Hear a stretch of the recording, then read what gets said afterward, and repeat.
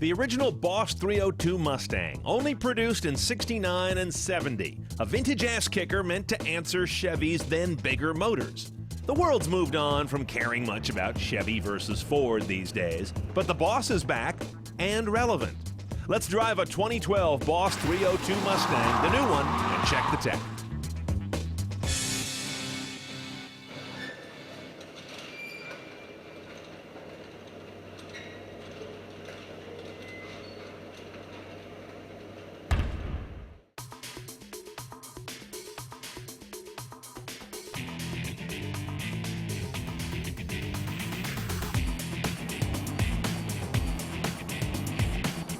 The original Boss was largely an engine story, with freer breathing heads bolted onto a tougher block.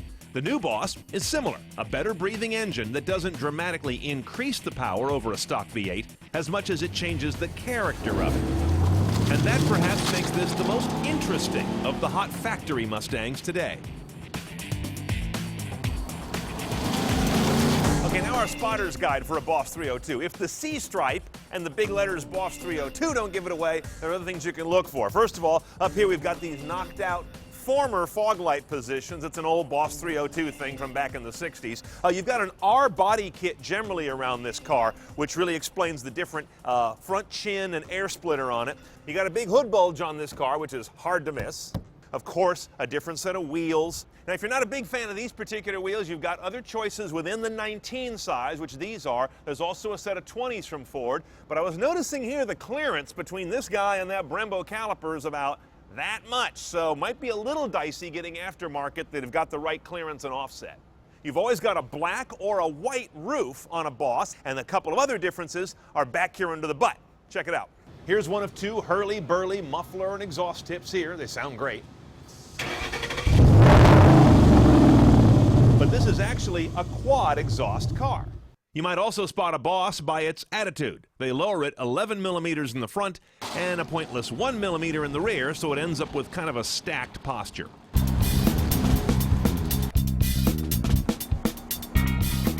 Now I gotta tell you, Ford's made a ballsy move on this car. They've gone not just low tech, but damn near no tech. Look at this, a 2012 Ford without sync. There's nothing. Look at this, aux jack, that's it, no USB. Voice button, there isn't one. There's something cool about that in this kind of vehicle. I also like the very understated cabin. They've gone with this kind of faux engine turn stuff, sort of black anodized. Nice, clean, burnished aluminum style surrounds on the gauges. The seats on this car, you see we have the Recaro seats. You get special seats no matter what you get on a Boss 302, sports seats. These guys are a mix of Alcantara mouse fur and cloth, and you'll find the same mouse fur on the steering wheel. One gear shift only. Before we get to the engine bay, everything coming out of there is going to go through a 6-speed with an incredibly tight and short throw. These gears laterally are so close to each other, it's like a fingertip shift. Now, of course, the name Boss 302 comes from the fact that it is a 302. That's 302 cubic inches, which is to say it's a 5-liter. This is the classic Ford displacement, but it's got nothing to do with the old 302s from when the lineage comes. Here's the motor, a very high intake stack, as you can see, which creates the need for a hood bulge. And where on a Shelby we'd see the supercharger tucked in there, there's no such thing. This is a naturally aspirated, fuel-injected V8, getting you 444 horsepower, 380 foot-pounds of torque. Gets this 3,600-pound Mustang to 60 in about 4 seconds while delivering 1726 or probably about 19 real world.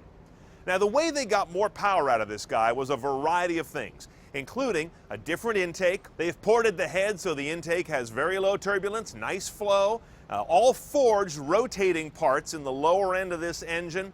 And they've also gone through and tuned and tweaked a lot of other small things, more aggressive cam as well. All that gives you 38 more horsepower than a GT with a V8, which is no slouch of a motor. But note, this guy has a little lower torque number. That's how they bias the performance curve. And by the way, the numbers I'm giving you are on Supreme, on 91 octane gas. You'll knock those down a few horses and a few foot-pounds on the cheap stuff.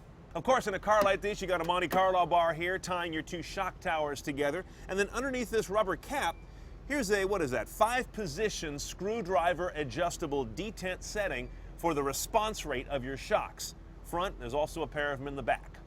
Okay, so check this out. Here's our main exhaust system here. There's a couple resonators behind the X crossover, which is right about there, I think, yeah. But then look at these guys. These are side pipes that come off right about at the crossover, and they bleed off a little bit of exhaust and a lot of exhaust tone. Ford says it's mostly to bleed off some sound to get an interesting mix, where most of the exhaust goes out to the rear exiting system. This is kind of like track day stuff. By the way, Ford must know us because they didn't send our boss with the so-called track key, a special red key that unlocks the most aggressive calibrations for throttle, launch control, fuel delivery, and all kinds of timings.